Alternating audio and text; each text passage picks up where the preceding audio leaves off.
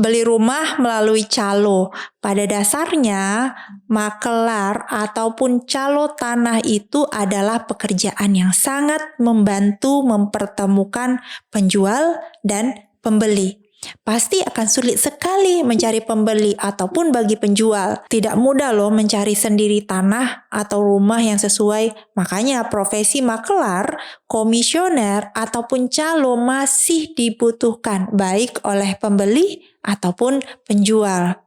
Namun, bagaimana seharusnya batasan pembelian tanah jika properti yang hendak dibeli itu melalui calo? Kalau kita sederhanakan, anggaplah beli tanah dan rumah itu seperti kata orang ya, jodoh-jodohan. Jadi kalau pada perumpamaan ini, maka calo itu ibarat mak comblang. Nah, mak comblang akan memperkenalkan si A dan si B, menyusun tempat bertemu, dan kemudian membiarkan si A dan si B kemudian melakukan penjajakan lebih lanjut ya, sampai pada kesimpulan apakah terjadi kecocokan atau tidak antara mereka berdua. Namun pada calo itu berbeda karena pada dasarnya ada fee ataupun jasa mempertemukan penjual dan pembeli. Potensi fee inilah yang membuat calo ingin sekali bagaimana caranya agar pertemuan pembeli dan penjual berujung pada transaksi. Kenapa saya contohkan begini? Karena pernah saya ditanya oleh penghadap, Bu, saya mau beli tanah, tapi semua surat menyurat, komunikasi, dan informasi mengenai tanah dan kepemilikan tanah itu semua dari calo. Dan katanya nanti ketemu langsung sama pemilik tanah pas tanda tangan AJB aja. Nah, gimana hal seperti ini? Agar sederhana kita kembali ke contoh sebelumnya ya. Ibaratnya nih si A mau nikah sama si B. Mereka berkenalan melalui si C. Kan ketemu ya. Tentunya tidak mungkin si A dan si B saling mengenal berdasarkan informasi-informasi dari si C aja ya. Atau si mak comblang ini. Yang seharusnya dilakukan adalah si A dan si B melakukan pertemuan berkali-kali sampai benar-benar yakin kalau sepakat untuk menikah. Kemudian tidak mungkin juga malah si C yang mengurus semua persyaratan pernikahan dan mengantarkan ke pelaminan ya. Itu simple contohnya aja. Contoh ini bisa saya sampaikan karena pada kenyataannya ada kejadian yang seperti ini. Karena calonnya tidak ingin pembeli ini lepas dan malah bertransaksi dengan penjual lain. Ya, wajar aja, kan dikawal sampai jadi. Kalau hanya mengawal tidak masalah, tapi ada juga keadaan yang perlu kita waspadai. Untuk hal ini akan saya spill di akhir video ya. Nah, hubungan yang sebaiknya dengan calo itu bagaimana? Ya, hanya sebatas mempertemukan saja dan disampaikan secara gentleman bahwa siapa yang akan membayar fee atas calo tersebut, apakah pembeli atau penjual, dan kapan akan dibayarkan. Yang seharusnya dilakukan jika kita beli tanah dari calo adalah 1. Mengenal sendiri secara utuh pemilik tanahnya.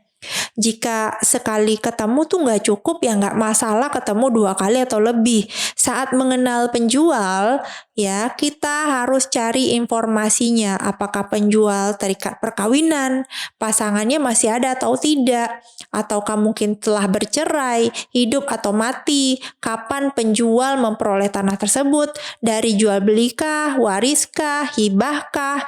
Pelajari agar kita yakin betul kewenangan menjual dari si penjual tadi. Jangan pernah abaikan ini dan jangan pernah wakilkan pada calo. Yang kedua, teliti mengenai objeknya. Perlu dicek sertifikatnya secara kasat mata dulu. Mengenai sertifikat ini sebelum DP, karena kan biasanya DP itu puluhan juta ya. Perlu banget untuk dilalui dengan cek sertifikat di BPN terlebih dahulu. Jika sudah ada hasil pengecekan, nah ini udah bisa dibilang aman, silahkan lakukan DP. Jangan sampai sudah DP tapi sertifikatnya bermasalah. Ya bisa aja DP-nya hangus atau hanya bisa kembali sebagian. Padahal biaya cek sertifikat nggak seberapa dibandingkan dengan DP. Hal ini sebaiknya sampaikan ya pada calo bahwa kita hanya mau beli kalau semuanya sudah clear.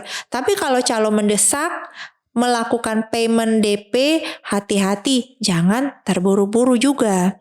Yang ketiga, perlu juga dilakukan penelusuran materialnya. Nggak ada salahnya kok tanya-tanya tetangga mengenai kondisi propertinya. Pastikan ke penjual bahwa ia adalah pemilik satu-satunya dan nggak pernah ia terima DP ataupun penjualan bawah tangan ataupun ikat PPJB dengan pihak lain.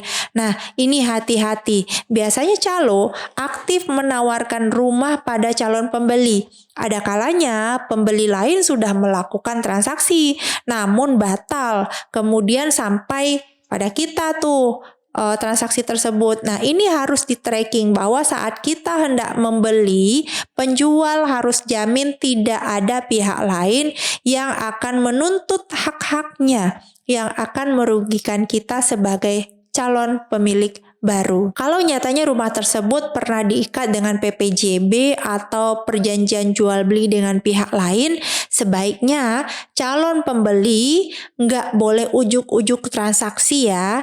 Kita hanya boleh transaksi kalau PPJB itu secara sah sudah dibatalkan. Dan ingat juga pembatalan PPJB itu nggak sesederhana harus sesuai dengan isi yang diatur dalam PPJB itu sendiri.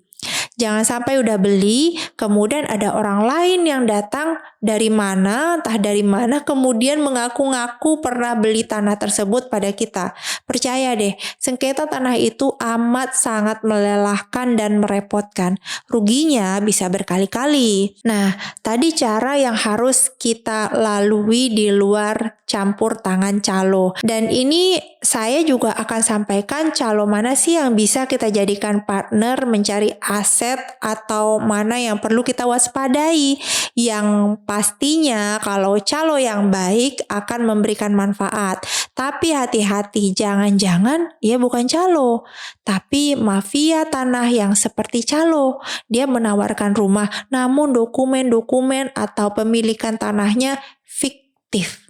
Nah, ini perlu banget diwaspadai dan mendingan gak jadi beli deh daripada rugi. Seperti apa ciri-cirinya?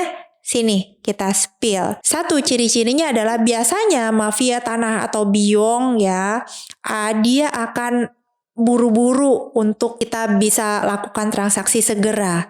Nah, ini yang membuat kita jadi ikut terdesak ya, ikut buru-buru. Apakah mungkin dia bilang bahwa nanti harganya naik, nanti di pengurusannya bakal repot, nanti juga pajaknya akan naik dan sebagainya, yang itu membuat kita pengen buru-buru. Yang namanya orang buru-buru pasti mikirnya juga nggak bisa lebih detail ataupun lebih hati-hati.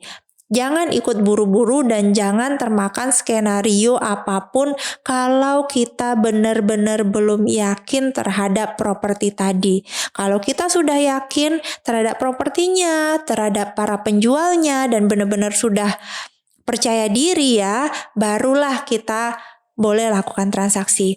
Dan yang kedua, sifatnya adalah kalau kita butuh dokumen nih, yang memberikan dokumen itu adalah mafia tadi. Ya, orang tersebut. Caranya itu adalah misalnya kalau kita ketemu suatu dokumen yang tidak masuk akal ataupun tidak relevan, tidak terkait antara satu dan yang lainnya ya. Kita mintakan, loh kok begini dokumennya? Dan si mafia itu biasanya akan cepat sekali ngasih dokumen yang baru yang sudah beres, sudah clear gitu. Nah, kita kan bisa berpikir bahwa suatu dokumen itu akan sulit untuk didapat. Tapi kalau dengan mafia itu gampang banget keluar. Nah, mungkin dua ciri-ciri itu kalau sudah misalnya kita merasakan bahwa sepertinya ini enggak benar deh. Ya, perlu banget kita hati-hati. Resiko itu ada pada diri kita dan pilihan hati-hati itu juga ada pada diri kita. Nah, dari kedua tips tadi itu semoga membuat kita lebih berhati-hati ya. Kita tidak bersuuzon kepada calo yang mungkin benar-benar calo, tetapi kalau sudah mendesak, sudah buru-buru, itu harus lebih hati-hati lagi. Dan juga kita yang benar-benar memfilter dulu dokumennya sebelum diserahkan kepada PPAT. Karena PPAT itu adalah pemeriksa berkas secara formil. Materialnya harus kita cari tahu sendiri gitu. Resikonya ada di tangan kita. Dan semoga video ini bermanfaat. Kita akan ketemu pada video-video selanjutnya.